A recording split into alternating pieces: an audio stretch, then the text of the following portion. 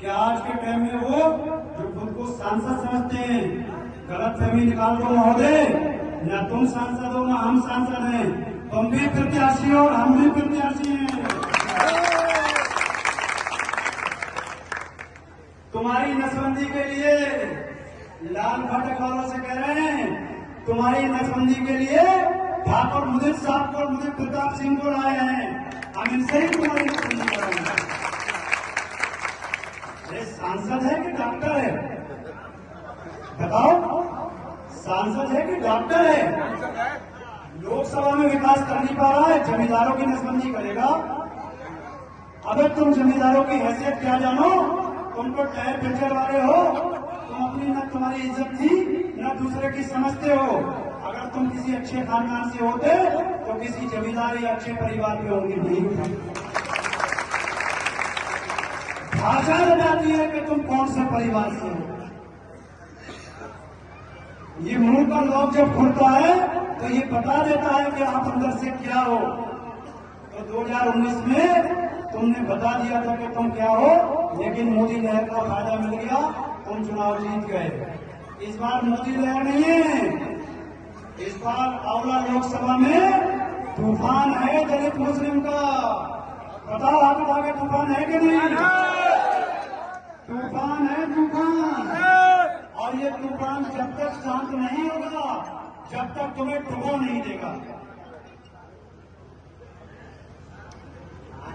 तुम करो तो गठबंधन, हम लड़े तो भी पार्टी, इसको भूलना नहीं।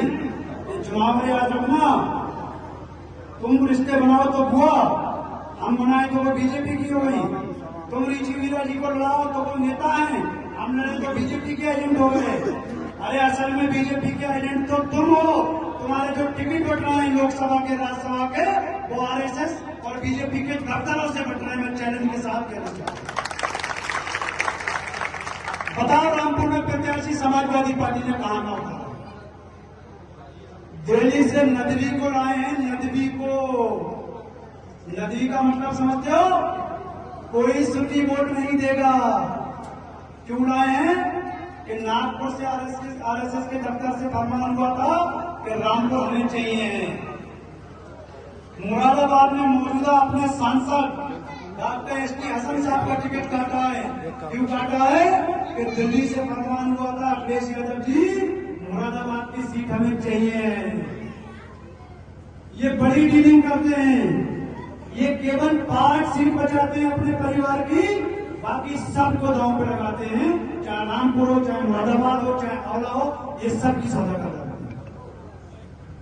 हम पूछना चाहते हैं कि अगर बीजेपी को हराने का इतना ही शौक था, बीजेपी को हराने का इतना ही शौक है, तो आओ अखिलेश यादव जी, करो पहल, गठबंधन करते हैं। एक और 5.5 लाख मुस्लिम से गठबंधन करो, 3 लाख दलित समाज से गठबंधन करो।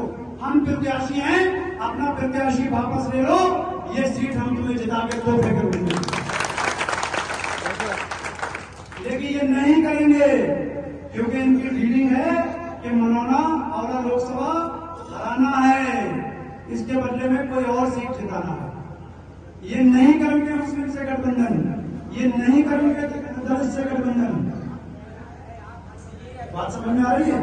निकाला है। ये तो गब्बर सिंह वाली तंबाकू मिलते हैं और लोकसभा की फंकी मार लेते हैं, लेकिन असल में ये गब्बर सिंह नहीं है, ये श्यामा है। श्यामा, श्यामा कितने आदमी थे, ये वही श्यामा है, गब्बर सिंह नहीं है। अगर ये गब्बर सिंह होते तो जिस तरह से हमने आंवला को विकसित किया है, जिस तरह से हमने आंवला को तरक्की उन्नति दी है, जिस तरह से हमने आंवला में विकास किया है, इसी तरह से ये भी हमारी तरह संपूर्ण लोकसभा में विकास करके दिखाते हैं। बताओ, मनाना में कोई स्वागत द्वार बनवाया इन्होंने? बताओ, मनाना में कोई चौराहा बनवाया? बताओ, मनाना में कोई उद्योग, कोई कारखाना लगाया? तो फिर बताओ, ये गब्बर है कि श्यामा? जो सरकार क्यों नहीं? श्यामा, श्यामा है। श्यामा आ जाए तो इनसे कहना 10 साल का हिसाब देना है। और मैं सुन रहा हूँ मेरे कुछ प्रधान साथी और कोटेदार मुझसे कह रहे हैं कि चेयरमैन साहब, हम अंदर से तुम्हारी मदद कर रहे हैं। धर्मेंद्र कश्यप जी कह रहे हैं कि अगर हम जीत गए तो तुम्हारी जांच करा देंगे। मैं कह देना चाहता हूं कश्यप जी, भूल जाओ वो दिन जब तुम कमजोर और सीधे साधे प्रधानों को, कोटेदारों को सताते थे। सैयद आबिद अली कहते हैं हमें, अगर तुमने हमारे एक भी नौजवान को छूने की कोशिश करी, एक भी प्रधान या कोटेदार को छूने की कोशिश करी, तो बीच चौराहे को तो मैं नंगा करके रखूंगा।